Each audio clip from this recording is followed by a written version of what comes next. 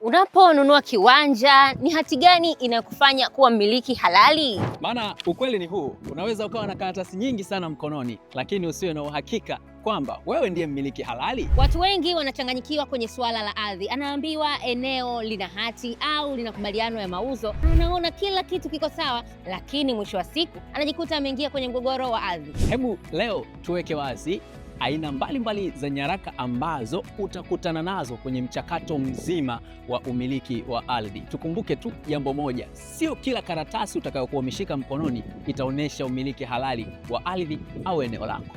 Kwanza tuna hati miliki inayotolewa na serikali chini ya Wizara ya Ardhi, na ndiyo inayompa mtu haki ya umiliki wa matumizi kwa mujibu wa sheria chini ya Wizara ya Ardhi. Na namba 2 ni hati ya haki miliki ya kimila. Kama ambavyo tunafahamu, hii huwa inahusiana na maeneo ambayo yapo vijijini na kunakuwa na utaratibu maalum ambao upo kwenye maeneo husika. Cha muhimu ni kuzingatia taratibu husika za eneo zinazingatiwa. Hii inatolewa kumtambua mtu anayetumia eneo hilo kwa ajili ya makazi, lakini hii siyo sawa na hati miliki. Haikuonyeshi kabisa kama wewe ndio mmiliki halali wa eneo hilo.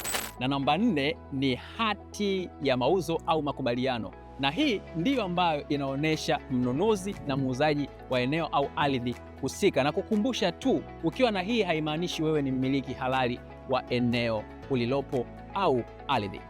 Sasa swali la mwisho la umuhimu ni hili: kati ya hizi zote ambazo umezisikia, ni ipi ambayo inakufanya au inakupa uhalali wa umiliki wa ardhi au eneo ambalo unataka kumiliki? Unachotakiwa kufanya katika aina yoyote ya ardhi unayotaka kumiliki, fuata mchakato mzima mpaka wa mwisho wa kuwa na hati miliki ya eneo husika. Hapo ndipo Wizara ya Ardhi inakutambua kwamba wewe ndiye mmiliki wa eneo hilo.